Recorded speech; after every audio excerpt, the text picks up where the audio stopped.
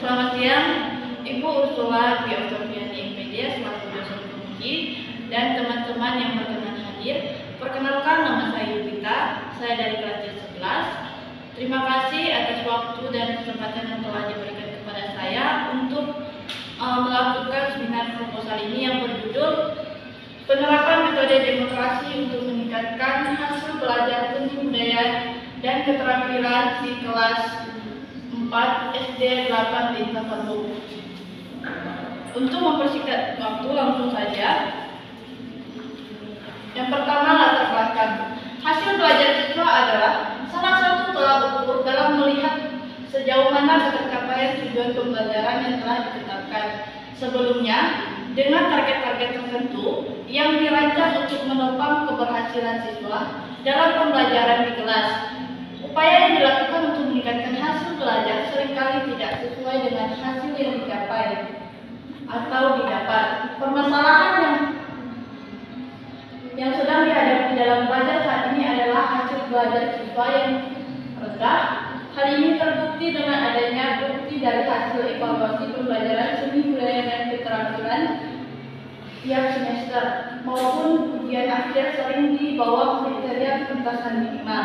Maka dari itu, guru mencoba menerapkan metode demokrasi untuk meningkatkan hasil belajar pada mata pelajaran seni budaya dan keterampilan di kelas 4 SDN 8 tingkat tahun yang cukup rendah, agar siswa menemukan sesuatu yang baru dengan cara memprakteknya secara langsung, sehingga siswa dapat berpikir dan menuangkan imajinasi secara langsung, sehingga berdampak pula pada peningkatan hasil belajar siswa. Metode demokrasi diterapkan untuk dapat meningkatkan hasil belajar dan kreativitas siswa serta keberanian siswa dalam mengungkapkan ide dan imajinasi yang dimilikinya saat pembelajaran berlangsung. Rendahnya hasil belajar siswa disebabkan oleh faktor-faktor sebagai berikut. Guru tidak kreatif menyampaikan materi pembelajaran karena metode pembelajaran yang diterapkan guru tidak bervariasi. Adapun pertanyaan penelitian, yang pertama, bagaimana aktivitas siswa dalam pembelajaran seni budaya dan keterampilan dengan metode demokrasi di kelas 4 SDN 08 di Bandung.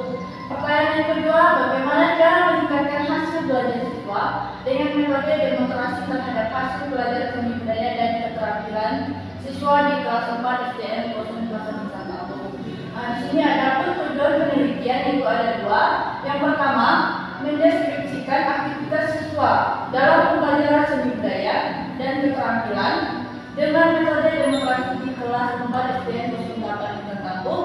Yang kedua, mendeskripsikan cara meningkatkan hasil belajar siswa dengan metode demokrasi terhadap hasil belajar seni budaya dan keterampilan siswa kelas 4 SDN 08 di Bandung.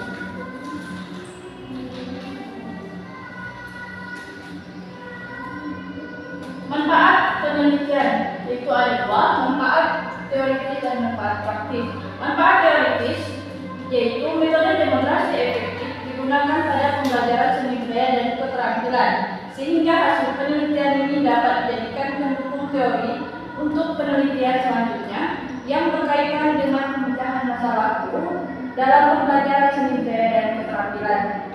Manfaat praktis yaitu bagi siswa, bagi guru, bagi sekolah, bagi peneliti, dan bagi lembaga STKIP Persadaran Peristiwa Sintang.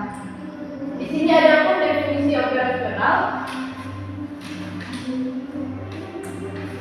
yaitu ada tiga: seni budaya dan keterampilan. Seni budaya dan keterampilan adalah salah satu mata pelajaran yang ada di sekolah. Yang kedua, metode demokrasi. Metode demokrasi adalah metode yang menunjukkan suatu proses praktik atau percobaan dalam suatu permasalahan untuk didapatkan kesimpulan dan mencapai tujuan. Yang ketiga, hasil belajar. Hasil belajar merupakan perubahan perilaku dan keterampilan secara dorongan yang dimiliki oleh siswa sesudah belajar, yang diwujudnya berupa keterampilan kognitif, efektif, dan psikomotorik yang diakibatkan oleh empiris dan tidak salah satunya aspek kognitif saja. Lanjut.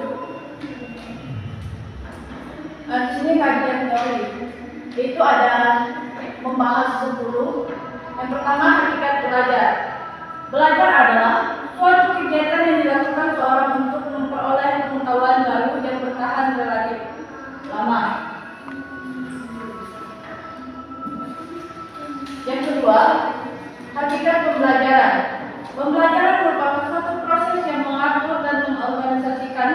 lingkungan di sekitar siswa sehingga dapat menumbuhkan dan mendorong siswa melakukan proses pembelajaran. Yang ketiga, teori belajar.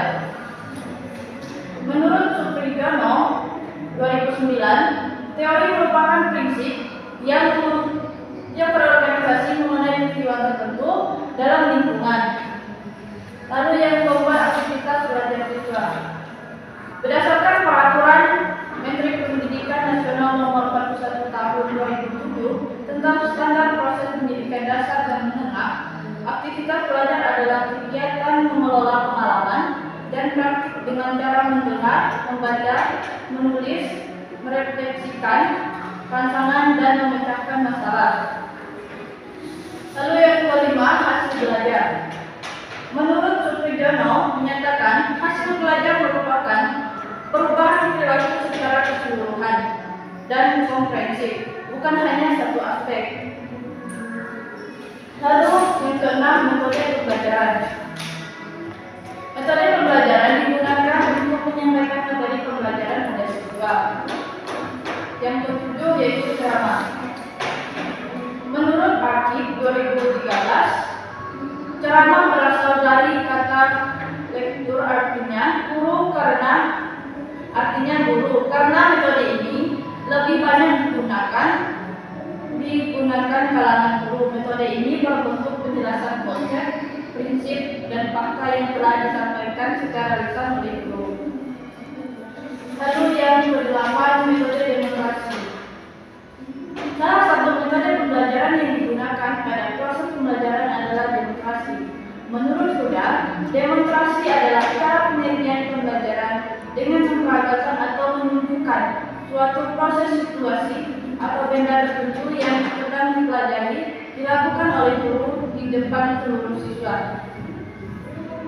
Lalu yang ke-9, hakikat pembelajaran seni budaya dan keterampilan.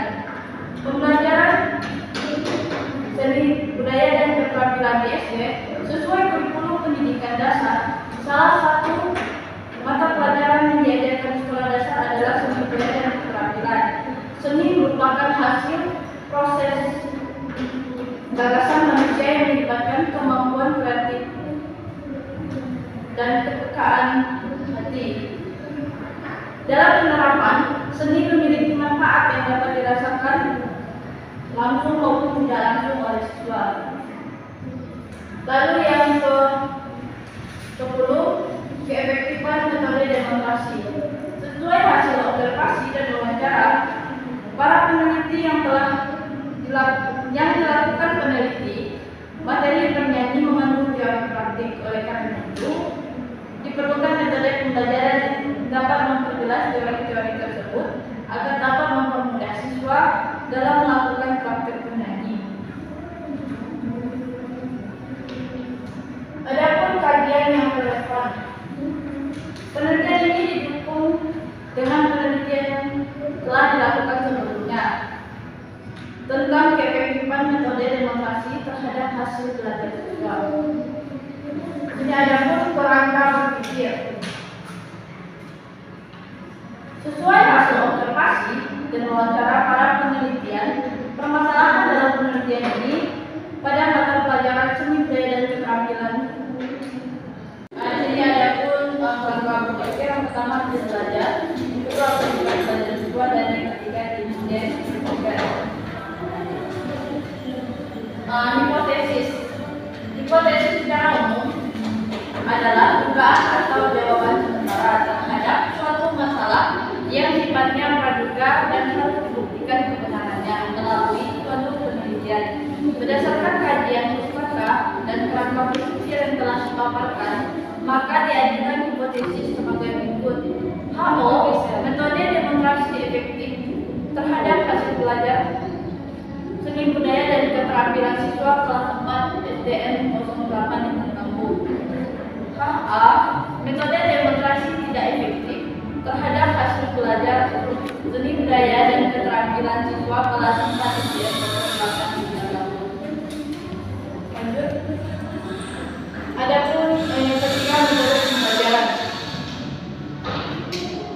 Metode pembelajaran yang pertama, pendekatan penelitian penelitian. Di sini saya menggunakan penelitian kualitatif, metode penelitian yaitu metode deskriptif, bentuk penelitian yaitu penelitian tindakan kelas atau PTK, lokasi penelitian. Penelitian ini dilakukan di kelas 4 SDN 08 Sambung yang beralamat di Desa Sambung, Kecamatan Kayanhulu, Kabupaten Sintang. Alasan peneliti mengadakan penelitian di tempat tersebut adalah sebagai tempat peneliti menjalankan aktivitas sebagai calon guru mata pelajaran, sehingga peneliti mengetahui kondisi sekolah tersebut tentang masih rendahnya hasil belajar siswa dalam pembelajaran seni budaya dan keterampilan. Berdasarkan pengamatan kondisi sekolah tersebut, maka peneliti tertarik untuk memberikan kontribusi untuk meningkatkan mutu pembelajaran siswa kelas 4 SDN 08 Data dan sumber data penelitian yaitu data primer dan data sekunder. Teknik pengumpulan data, teknik observasi langsung, teknik komunikasi tidak langsung, teknik pengukuran dan komunikasi. Alat pengumpulan data, lembar observasi dan soal tes. Keabsahan data. Keabsahan data yang digunakan dalam penelitian ini adalah triangulasi sumber. Triangulasi sumber adalah pengumpulan data dari berbagai sumber yang saling berbeda dengan menggunakan suatu metode yang sama. Dalam penelitian ini, triangulasi sumber yang digunakan adalah sumber data orang yang dikategorikan dalam agregat atau individu-individu sampel terpilih dan interaktif. Di sini ada pun teknik analisis data, yaitu yang pertama teknik analisis hasil observasi, yang kedua analisis hasil angket, yang ketiga teknik analisis hasil tes. Satu, reduksi data. Reduksi data berarti merangkum, memilih hal-hal pokok, memfokuskan pada hal-hal yang penting, dicari tema dan polanya, serta membuang yang tidak diperlukan. Yang kedua, penyajian data. Setelah direduksi, maka tahap selanjutnya adalah menampilkan atau menyajikan data agar memiliki visualitas yang lebih jelas. Yang ketiga, menarik kesimpulan. Kesimpulan awal yang dikemukakan masih sementara dan akan berubah bila ditemukan bukti-bukti yang kuat yang mendukung tahap pengumpulan data selanjutnya. Tetapi apabila bukti yang valid dan konsisten saat peneliti kembali ke lapangan mengumpulkan data, maka kesimpulan yang dikemukakan merupakan kesimpulan yang kredibel.